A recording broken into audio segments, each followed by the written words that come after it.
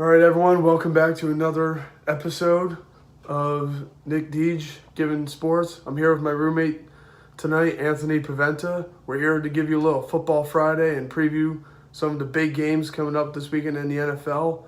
And at the end, we'll probably give you some couple takes on the big college football games this week. Be sure to check us out weekly and me out on social media. That's where I'll be posting these videos. Probably going to be coming back on Tuesday, giving you a preview for how I think the top 10 will shape out in the first college football rankings, since we're getting really close to the playoffs this time of the year. Approaching November. Once it reaches that first week in November, then the big matchups come in, and then you see who's really going to make it to the playoff, pretty much. Now it's a real race. Yeah, you really do. You see all the big conference matchups happening at this time of the year, like Alabama, LSU. I remember last year, teams like Penn State and Notre Dame, teams like I'm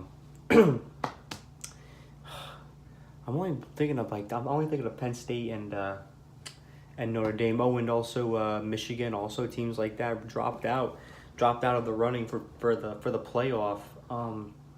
Around this time last year, so this is how this month can get interesting. Well, the upcoming month can get really interesting. Yeah, but we'll get into that a little bit later, folks. First, we want to talk about the NFLs, since that's obviously the big market for 3 out of the 7 days of the week. First, we're going to start off talking about the Houston Texans and their thumping of the Miami Dolphins last night. Mm-hmm. And you got to think that the Houston Texans, the way Deshaun Watson is playing, DeAndre Hopkins out there getting balls, their defense is playing extremely well with J.J. Watt and Clowney. You got to figure they're the favorites to win the AFC South this year, don't you? Absolutely. I mean, just take a look at this last night for Deshaun Watson. He was 16 for 20, passed for 239 yards, and threw for 5 touchdowns and no picks. That is just absolutely huge, and a really good game in the backfield by Lamar Miller, the running back. Rushed for 133 yards, averaged 7 yards, pretty much 7 yards a carry. Alfred Blue had a really good game also. Will Fuller, he caught for 124 yards. DeAndre Hopkins had 82 yards and with 2 touchdowns. So the Texans really put on a really good showing. It wasn't that long ago that the New York Football Giants went into Houston and beat them, and people were wondering what happened to Deshaun Watson, and now the tide is slowly turning. And I look at the standings in the AFC South. If I could just scroll down here, the Texans are currently in first at 5-3, and they are a couple of games. I believe they are 2. Well, it's all about loss column, and the team below them is the Titans at 3-4. So they're a couple of games ahead of them in the South. And then you got the Jaguars who've fallen off the past couple of weeks, and the Colts, the lonely Indianapolis Colts at 2-5. What I also look at with any divisional race is record within the division, and for some reason I don't know why Google can't just tell me their record within the division, but it's really encouraging. I believe they've beaten everyone in their division. I think they lost to the Jaguars in week 2, but that might have been it. So if that's the case, then they're 2-1. You would guess, if they've played every. Well, we can't really confirm that. I don't know why Google can't just tell me, but it's really funny. But the Texans are 3-1 at home, great home team, 2-2 on the road. But you know what? It's hard to win on the road in the NFL, and they've won 5 straight games, which is also Tell big. the Cowboys that. Mm-hmm. So as it stands, if Deshaun Watson gets on a good hot streak, and DeAndre Hopkins and Lamar Miller keep doing what they're doing, and the defense holds up with J.J. Watt, and hope to God J.J. Watt doesn't tear something in his leg, it should be some good for Houston. Yeah, I personally think Houston is going to run away with this division. I think Houston is looking at a solid year of going 10-6, maybe 11-5. This is the Deshaun Watson we kind of saw last year before he unfortunately had that ACL injury. He's playing at that same level he did last year. Now, Will Fuller unfortunately got injured last night, and he's out for the year now after tearing his ACL. So you got to wonder how much that'll impact the Texans' offense. They might be able to double cover Deshaun Watson a little bit more now. Oh yeah, the Texans last week in week 7 they beat Jacksonville 20-7. So there you go. So that is a divisional win. Now I don't know how they've done overall in the division, but it's a real teller. I'm not taking too much into the division, to be honest with you, because I don't see the Colts as a major threat. Jacksonville's kind of tailing off, and there's some tension in that locker room. But Tennessee might be able to give them a challenge towards the end of the season, because I do think Marcus Mariota is a very decent quarterback, and the Titans have a decent team. They've just coming up a little bit short in recent weeks, especially last week in London against the Chargers. Mm-hmm. But overall, I think Houston is going to be able to get away with the division title and ultimately have a successful year and probably earn Bill O'Brien an extension at the end of the year, assuming no one else on their team gets injured. Maybe before the trade deadline next Tuesday to go out and get another receiver for a draft pick or something like that. You can never have too much of that. Yeah, to add someone to help out Deshaun Watson. But other than that, I think Houston is going to be able to run away with this division. Mm-hmm. Moving into our next topic, we're going to move into what I believe is the last London game of the NFL season this year, which features the Jacksonville Jaguars, who pretty much play there every year now, and then the Philadelphia Eagles. Both teams are sitting at 3-4 on the season, and I think coming into the season, we both had higher expectations, like a lot of people of these teams. The Eagles were defending Super Bowl champs. The Jaguars took the Patriots to the brink of losing in the AFC Championship last year. Mm-hmm. But the Jaguars are struggling now out of the gate. They've lost 4 of their last 5. The Eagles have been coming up short in recent weeks as well, and they haven't been able to get a run game going, and their defense has been shaky at times. So going into this game, who do you think needs this win more, Jacksonville or Philadelphia? In terms of keeping sustained success, I would say Philly. To have a better shot at the playoffs is what I mean. Who needs to win more to be in contention for the playoffs? Oh, I would say Jacksonville by far, because we just went over how great Houston can be going down the stretch. I mean, the Eagles really only have to compete with Dallas to an extent in Washington. And Washington is a team that, they're 4-2, but they can easily fall off. I mean, it's Alex Smith under center, and the Eagles just have the most talented roster in the entire in the division. You could say Jacksonville doesn't really have the most talented roster in the division. You could honestly make a case. So that's why if Jacksonville wins, then you're talking about a different story when it comes to the divisional race here, going down the stretch. Yeah, I personally agree with you there. I think Jacksonville definitely needs this win more for pretty much the same reason you said. As much as we are New York Giants fans, Philadelphia, I think, is probably the best overall team in the division this year, despite not being in first place right now.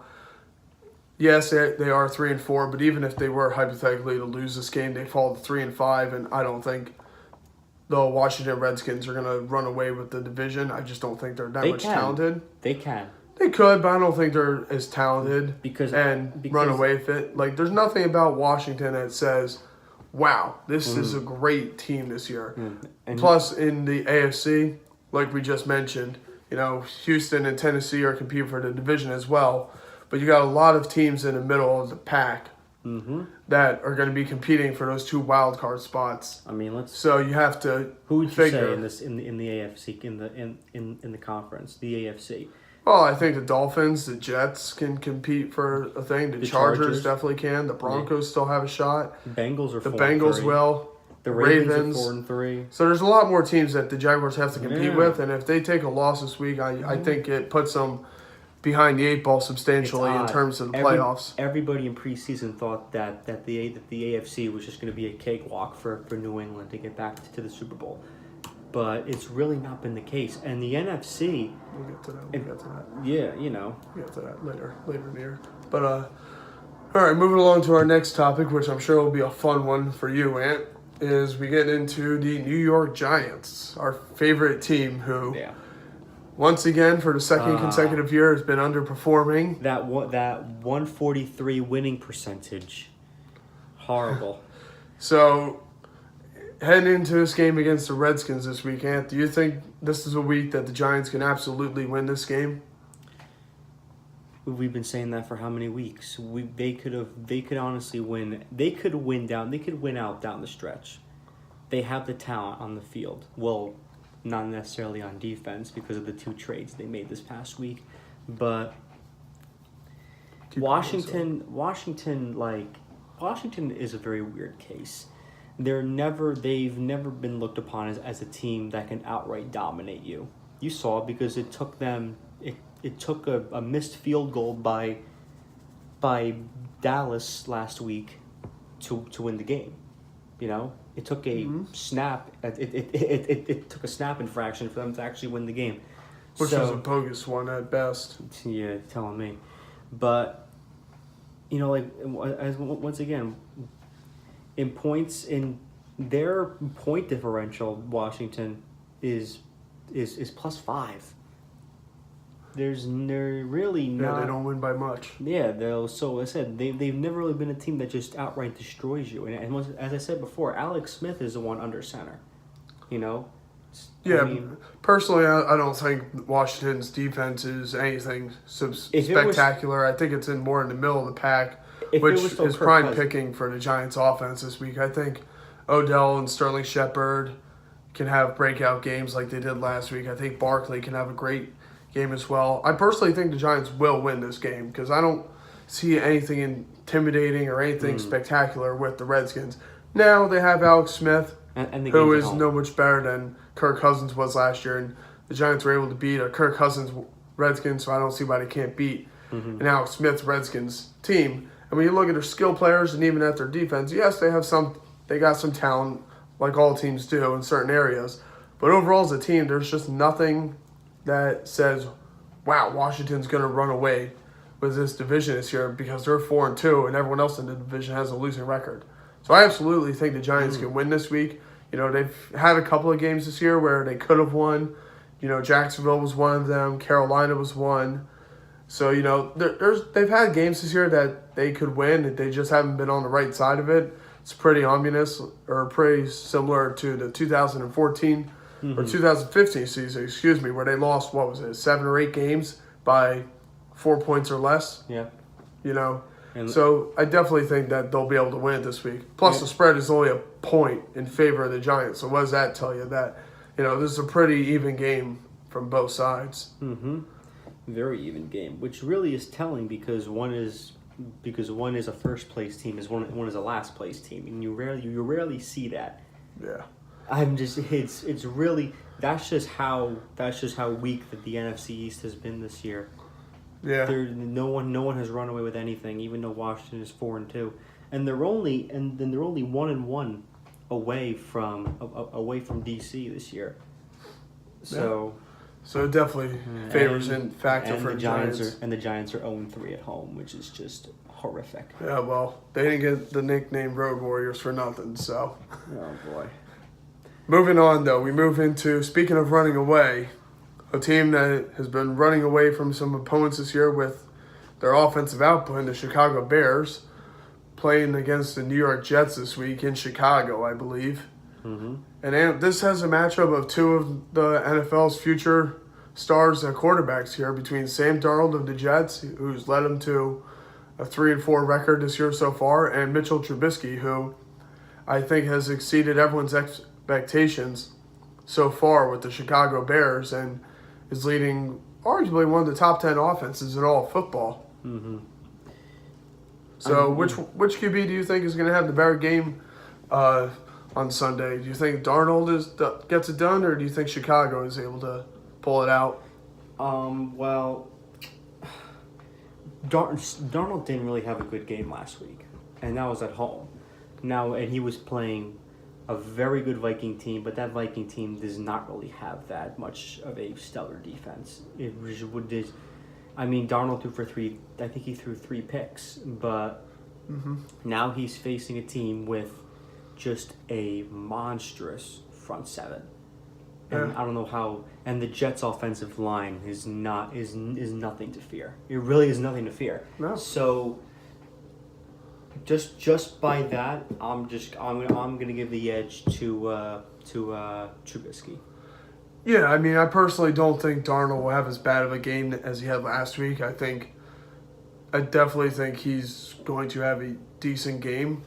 I'm not saying he throws for 6 touchdowns or anything like Trubisky did in his last game, but I don't think either one of them goes off necessarily.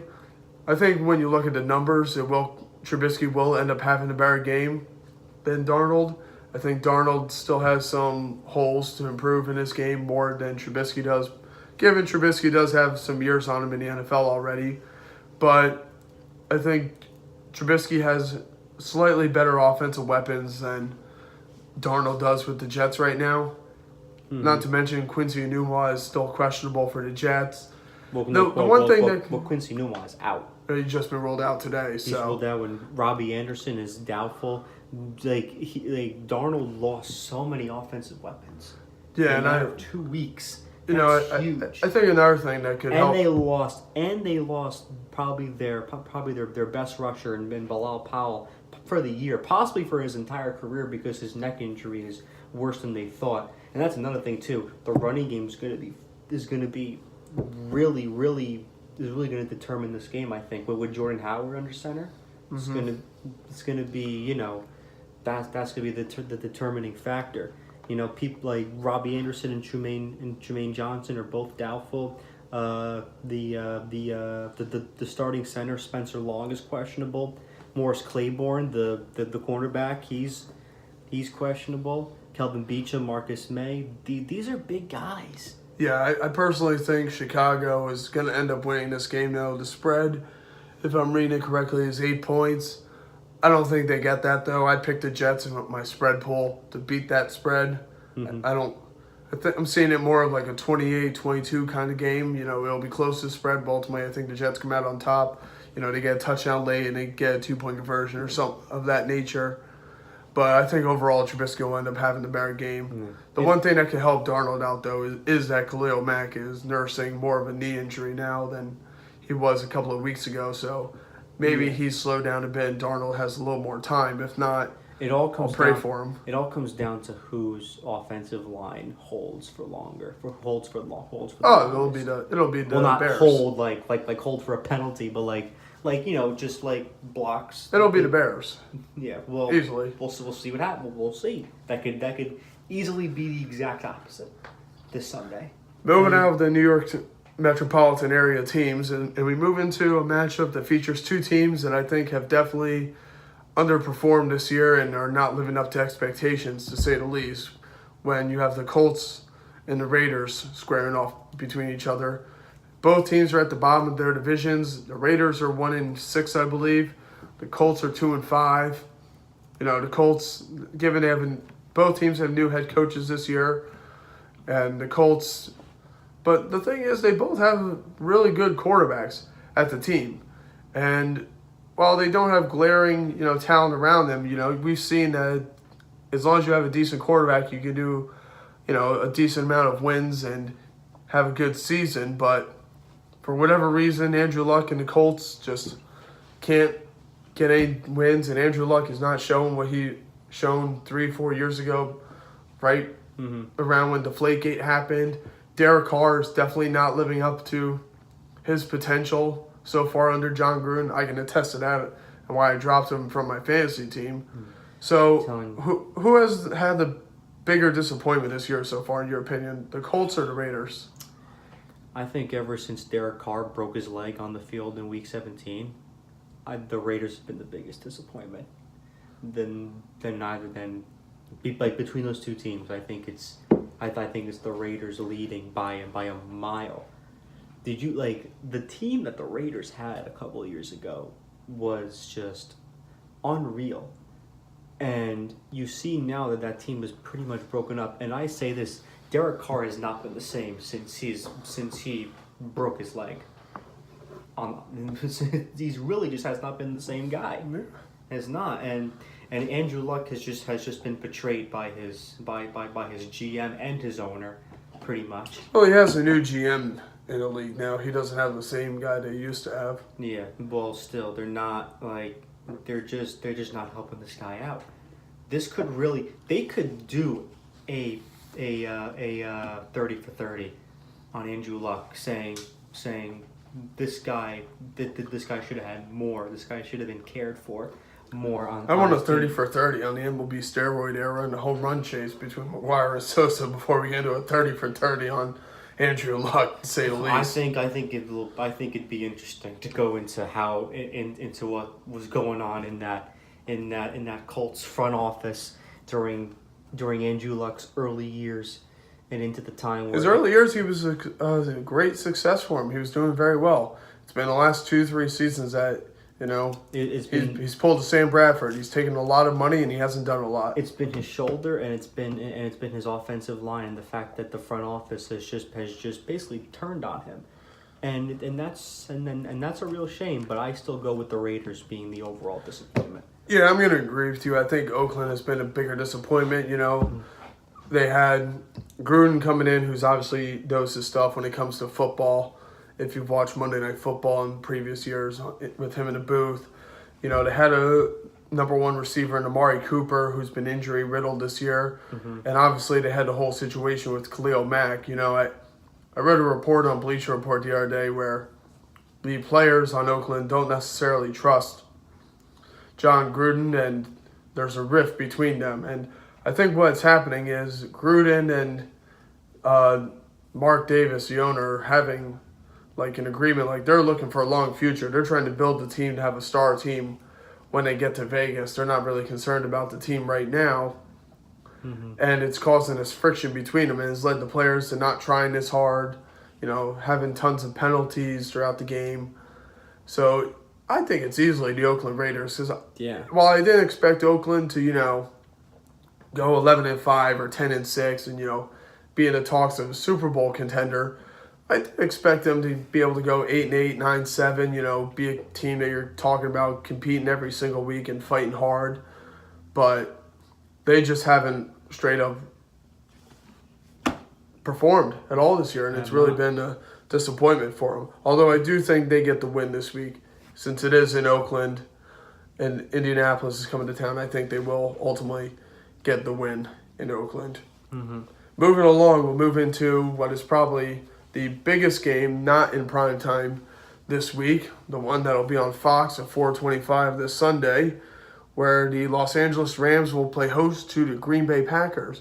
And in the Aaron Rodgers era in Green Bay, Aaron Rodgers has never been this big of an underdog in terms of his career, in terms of the spread. He is a 9-point underdog heading into Los Angeles.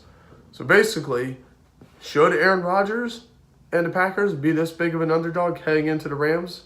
Well, the fact that the Packers are 0-2 this year away from Lambeau and the Rams are 3-0 at home, that's a pretty compelling case. A 9-point favorite. I mean, the Rams are a great team, dude. The over under is 57. It's gonna be a lot of points, and what I want to check in this game is their point differential. If I can. Oh wait, let me. I know where to find it. Just bear with me here, because if I find the point differential, then you can understand why they might go for a 9-point favorite. I don't think it plays too much into the point differential. I got to be honest with you. I know the Rams' point differential is staggering. 235 to 128. Well, they have a good defense, that's to say the least, and they've been able to put up points throughout the year. They're a great team. They're undefeated. Oh, absolutely. I totally agree with you. They're going to be the number one seed in the NFC without question. I don't think, though, that should the Rams be this big of a favorite heading into the Packers game? I think they should, because I don't think... throw aside, records away from home and at home and point differential and whatnot. what it comes down to is what is the product on the field. And the product on the field says that the Green Bay Packers defense is average. And an average defense just simply is not going to be able to compete and hang with this Rams offense unless you're getting pressure to them. And even if you're getting pressure to them, okay, they're going to run a toss to Todd Gurley. He'll get 6-7 yards, if not more. And once you start playing up and trying to stop him, well, then they got targets to throw to. They got Robert Woods. They got Brandon Cooks. They got all these receivers and all these tight ends that they can throw to with Jared Goff, who can light it up like he did at Cal. So I think they absolutely should be a 9-point favorite. I don't think they're going to win by 9 points because I think it's going to be a shootout. And both defenses are going to have lapses and struggle a bit heading into at the end of this game. But heading into this game, I do think the Rams should be a 9-point favorite, and it's deservedly so. I do have the Rams winning this game and improving to 8-0, and the Packers falling to 3-1 in the division. Moving along, we'll move into the Sunday night football matchup this week, which features a rematch of the Miracle in Minnesota last year, which our sweet mate Chris was probably flipping out over since he is a Vikings fan, where the Vikings and the Saints square off again this year in Week 8 of the NFL season. And who do you have winning this game? First, let me check the spread. Oh, right here, conveniently, the Saints are a 1.5-point favorite, which they're really confident. Also, in this game being a shootout, they're gonna have Kirk Cousins shootout with Drew Brees. I mean, it can happen. What helps is that the Vikings are at home. If the Vikings went to New Orleans, I bet you now that spread would be increased by at least 7 points. I don't know about that. I think. I don't At know least about 7 that. points. Here's Okay. the thing you got to remember, though. Both teams play in a dome, so playing in New Orleans, the only But there's a disadvantage for certain the energy Vikings. There is. in the Superdome. There is, but and you Drew just Brees- lose home field advantage, you know? But he's still playing in a dome again, so And Drew Brees has there's been no tearing advantage it up. there. Drew Brees has been tearing it up, and the Saints have won 5 straight games, and the Vikings won probably a very important game against the Jets last week. So who do you have winning in Minnesota on Sunday night? I'm gonna go with the Vikings just from the whole home. I count home field advantage a lot in things, in sports, in any sport. Home field is always an advantageous thing, and the Vikings are coming together. Adam Thielen is becoming one of the most underrated receivers in the sport. I think he's risen up and he's established himself as a top 5 this season, especially. Oh yeah, and can we and are we ready to put Stephon Diggs at top 5 in this league? Because Stephon Diggs. I don't know if you can put Stephon Diggs top 5. I think Adam Thielen is definitely top 5 right now. Stephon Diggs is easily one of the top 15, 20 receivers though. The receivers in the NFL, there's a lot of depth, so it's very hard to analyze and project who's top 5, who's top 10. Because even when you do top 10, then you're saying, oh, you put Stephon Diggs in, you're leaving someone out, maybe like an A.J. Green or DeAndre Hopkins, and then you're going, wait a minute, how can I put him get ahead of him? So that could get complicated. I'm going to disagree with you, and I'm going to go with the New Orleans Saints this year. There's something different about this Saints team, you know. Their defense has played much better than it has in recent years. I think they definitely had a good draft when they went up and moved up in the draft and got Marcus Davenport to help out on their defense and establish, stopping the run and playing better pass coverage. Drew Brees has been unparalleled this year. There's always the talk about Brady being old and when's he going to start to get caught up by father time. They talk about Eli Manning being 37 and maybe deteriorating. Alex Smith is getting up there in age. Drew Brees isn't young either. He's 38, 39 years old to my knowledge. And he's still 39, 40. 39, 40. And he's still balling out as if he was 29, 30. Mm-hmm. So, he's playing on a completely different level. Plus, the Saints have so much weapons on offense, kind of like the LA Rams do with, You know, they have Benjamin Watson at tight end. They got Michael Thomas at receiver. In the backfield, they have Mark Ingram. Alvin Kamara. Alvin Kamara especially, who's basically the Kareem Hunt of the NFC. Yeah. So I have the Saints winning this game. It'll definitely be a shootout. I think it could come down to who gets the ball last to kick a game-winning field goal. But I definitely would take the over in this game. Did you know that the Giants took Dalvin Tomlinson over Alvin Kamara in the second round? Yeah, Or the third it round, happens. whichever Happens, round. It happens on who you have on your board and who you want, They took Dalvin Tomlinson. Yeah, well, guess what? They take Alvin Kamara. They never take Saquon Barkley. That is true. So, But you know and who would you rather have, Alvin Kamara or Saquon Barkley? I'd rather have... That's That's so hard to see? answer. Well, That's very hard. The Giants don't really lose out on that one, but that's a topic for a different day. Yeah. Moving along now, we'll move into the Monday Night Football matchup, which features the Patriots against the Buffalo Bills in Buffalo, mind you. So it's not in Foxborough like so many primetime games are in the NFL. But the Patriots are a 14-point favorite on the road. And Buffalo isn't the most intimidating place to play. I don't even know who's on the team. But Who's on the team? But given the circumstances, and it is projected to be very cold and possibly even raining, do you think the Patriots should be a 14-point favorite, or could the Patriots even be on upset alert this week to have a relapse and Like a trap game? have a trap game this week? But it's the Bills. It's a divisional opponent that they know so much about. And who's quarterback? Derek Anderson. Who's their quarterback? I believe they signed. They signed someone earlier this week. Because it's not Josh Allen. It's not Right. Nathan Josh Peterman. Allen is out with an injury It's not this Nathan week. Peterman. It's not. I don't recall who it is, to be honest with you, but it's not. I know it's not Colin Kaepernick. I know that. It's not Kaepernick. But regardless, do you think they'll be able to do it? Because the Bills do have 2 wins on the year, and they did go to Minnesota and shut out Minnesota. But those are one of those, okay, it happened games. That could be one of these games this week with the Bills doing that to the Patriots. I just think that the Pats know the Bills too well. The Vikings were playing a team in a different conference that, they know they have stuff on them, but Brady knows the Bills, and I think that this spread is very accurate. I'm going to disagree with you, actually, because 14 points is a huge spread, especially for a divisional matchup. And, the one thing I've been able to notice about the Patriots in primetime games over the recent years is that they get these huge spreads, and they just don't always live up to them. But they win. A couple years ago, I believe, they were a huge favorite against Buffalo as well. If not, it was against the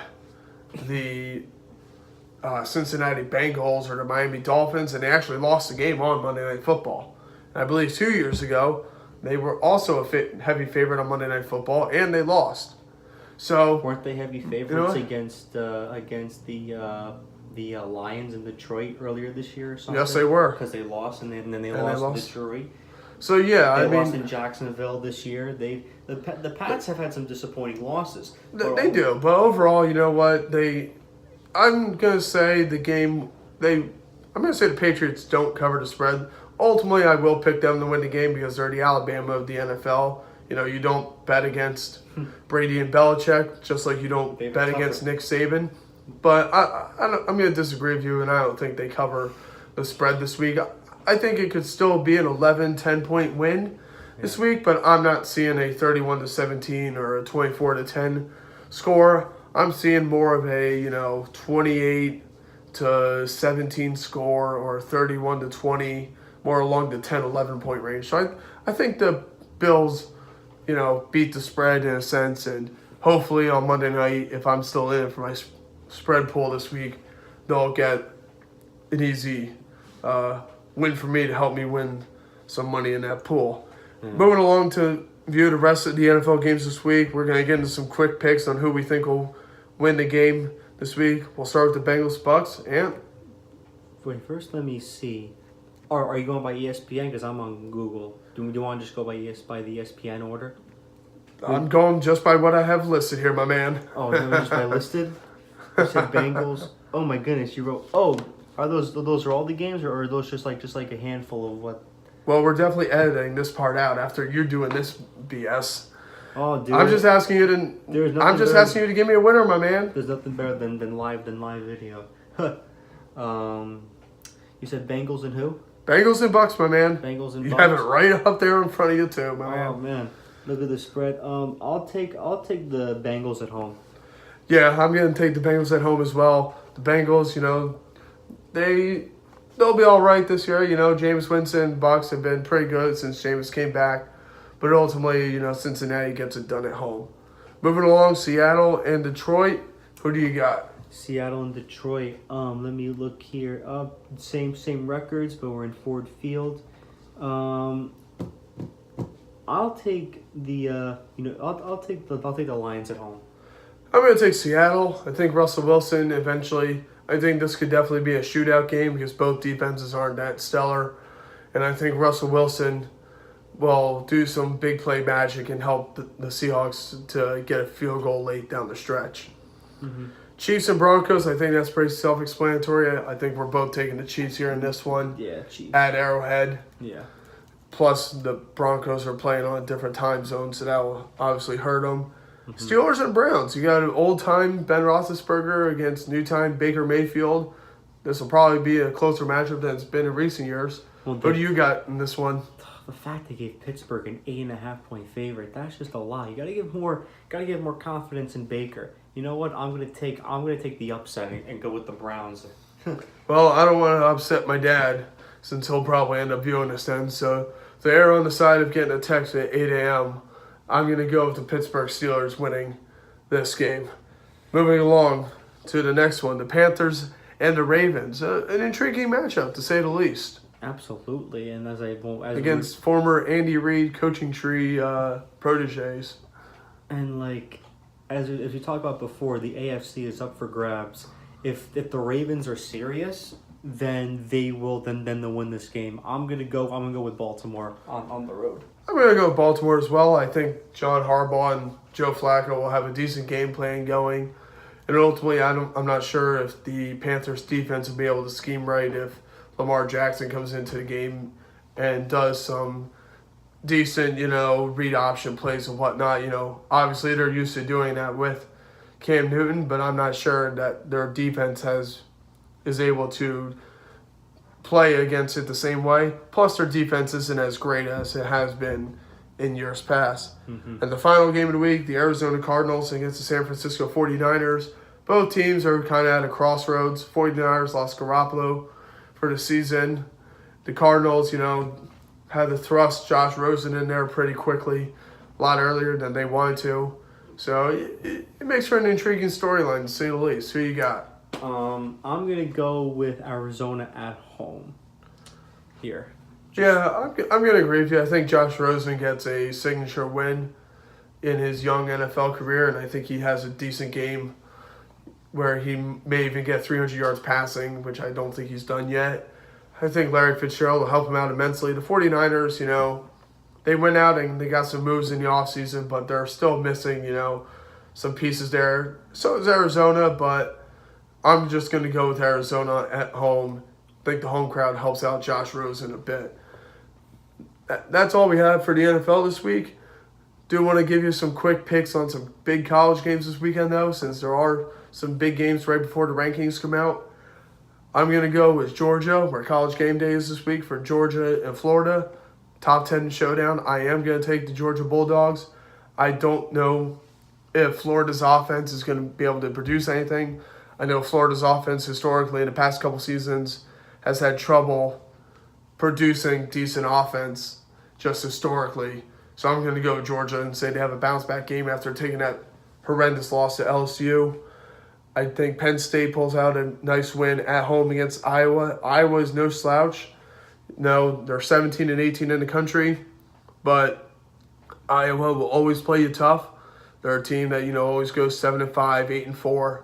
So I think they might give Penn State a run for their money, but ultimately I'll go with the Nittany Lions pulling out on top.